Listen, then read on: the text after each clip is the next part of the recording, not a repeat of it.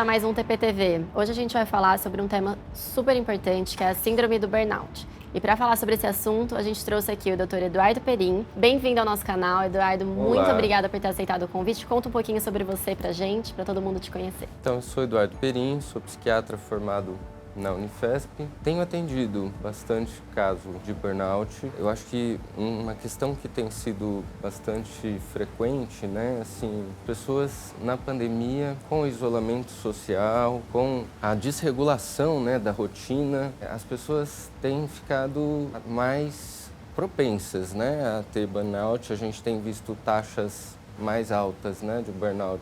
A gente viu um estudo, né, que no Brasil a gente já tem mais de 30 milhões de pessoas que já possuem esse transtorno, né? Então, acho que para começar, você consegue explicar pra gente o que é a síndrome do burnout? Então, a síndrome do burnout, ela é uma síndrome sempre relacionada ao trabalho. Então, é uma síndrome de esgotamento profissional. Geralmente, pessoas que são mais engajadas no trabalho, né, acabam mais propensas a ter o burnout. Essas pessoas se esforçam e começam a se desgastar de uma forma muito intensa no trabalho, né, trabalhando muitas horas, sofrendo muitas vezes pressão para um resultado melhor. Muitas empresas acabaram entrando em crise durante a pandemia, então a pressão por resultados aumentou bastante e isso colaborou para que as pessoas tivessem maior frequência do burnout. Bom, a gente viu um outro estudo de 2019 que falava que mais de 20 mil brasileiros pediram afastamento médico, né, por causa desse esgotamento de trabalho. Você acha que a tendência, né, até pela sua experiência aí na clínica, a tendência é aumentar isso ou você acha que a gente está indo para um caminho de diminuição? Com a redução do trabalho home office, com a melhora da pandemia, com o melhor índice aí de contato social, né, as pessoas têm sentido muita falta do contato social. A tendência agora é haver uma diminuição dos casos de burnout que estavam muito relacionados com a pandemia. Doutor, e para quem está passando por isso, né, tá se sentindo esgotado no trabalho, tá com muita pressão, quais são os primeiros sintomas, assim, né? Porque acho que ele pode confundir um pouquinho com depressão também, né? Quais são os sintomas que ele precisa ficar atento? Existem sintomas sobrepostos, né, entre o burnout, a depressão, a ansiedade. Eventualmente a pessoa também tem crises de pânico, insônia, dificuldade de concentração, diminuição do apetite. A pessoa vai se isolando cada vez mais socialmente e aí ela vai também se desgastando muito, né? O burnout significa justamente, né, a pessoa se queimar por inteiro, de tanto esforço para estar bem no trabalho, de tanto esforço para cumprir as metas do trabalho de uma forma efetiva. E ela acaba ficando desmotivada, né? Porque ela começa a sentir esses sintomas e acaba não conseguindo performar. Ela começa a ficar mais irritadiça, ela começa a ter, né, essas dificuldades de produtividade no trabalho. E a partir do momento que ela começa a perceber esses sintomas, né? O que ela tem que fazer? Quais são as melhores ações, né, para ela melhorar, né? E tratar essa síndrome? Muitas vezes no burnout a pessoa precisa mesmo ficar um tempo afastada, se preservar um pouco, cuidar da própria saúde, não pensar só que o trabalho é a única mais coisa importante, né? Que as relações sociais são muito importantes, né? Essas pessoas muitas vezes começam a se desligar da família também. Acho que uma coisa que ajuda bastante seria a atividade física, uma boa dieta, uma regularidade do sono, ela descansar nos finais de semana, ela ter uma pausa. Coisas que parecem pequenas, né? Mas que são tão importantes. A pessoa se engajar num hobby, atividades que não necessariamente vão ser para produzir, e sim para se divertir. Bom, doutor, e como especialista, você indica algum tratamento específico, né? Algum tratamento psicológico específico para quem sente esse transtorno? Eu acho que o mais importante é a pessoa começar a reconhecer que isso está acontecendo e começar a perceber que, assim, ela está só se dedicando ao trabalho sem pensar em outras esferas da vida, né? Esfera social, esfera de saúde, esfera de diversão, de prazer.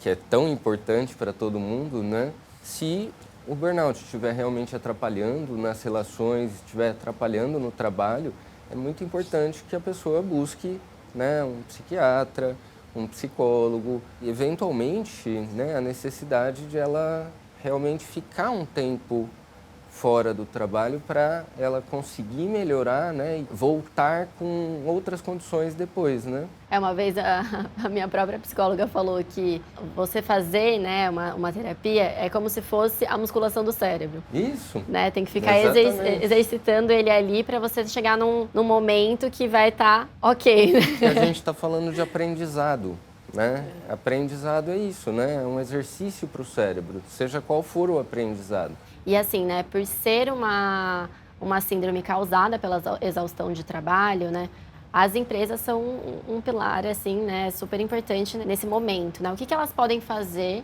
para ajudar ou para evitar, ou até mesmo para diminuir, né, essa exaustão de trabalho dentro da própria empresa? Políticas que cuidem, né, do bem-estar das pessoas, um cuidado mais próximo da chefia, né, no sentido de um apoio, ou da chefia, ou da equipe da empresa, né, para que a pessoa vá conseguindo ter uma ajuda mesmo, né, emocional, né, um apoio para conseguir lidar com a situação melhor. Talvez reduzir metas. Essa pessoa eventualmente precisa de um trabalho um pouco diferente, ela precisa ser readaptada. Então tudo isso tem que ser pensado. O líder, né, dessa pessoa é muito importante nesse papel, né? É aquela diferença do líder e do chefe, né? É. O líder é aquele que vai apoiar, que vai estimular a produtividade dentro dos limites do possível, né? Porque chega num certo ponto que começa a ser contraprodutivo, na verdade, né? E é interessante, assim, né, que a pessoa começa a se cobrar tanto de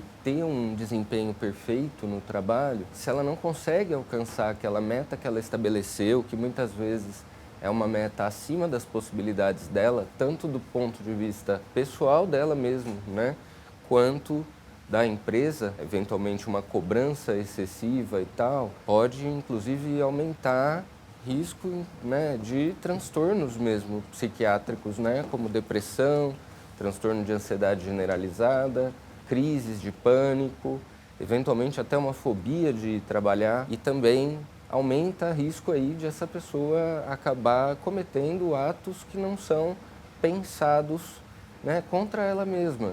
Justamente passando agora, né, pelo Setembro Amarelo, né, que é um mês que a gente precisa ficar atento realmente na prevenção do suicídio. Então, tentar ter uma vida mais leve, estar conectado com a família, estar conectado com amigos, estar num trabalho saudável e lembrar das atividades de lazer, ouvir uma música, sair com alguém, ou então sair sozinho também, porque não, né? Setembro Amarelo é super importante, né, para essa conscientização, né, como se fosse um alerta. Esse vídeo eu não sei quando vai sair, acho que provavelmente em outubro, mas, mas é o momento que a gente está agora e a gente está ouvindo falar muito disso. Bom, doutor Eduardo, muito obrigada pela participação, obrigada por ter aceitado o convite, por ter vindo até aqui, falar um pouquinho desse assunto super importante com a gente. Esse foi mais um TPTV, muito obrigada para quem assistiu, obrigada, doutor Eduardo, por ter participado e até a próxima. Até.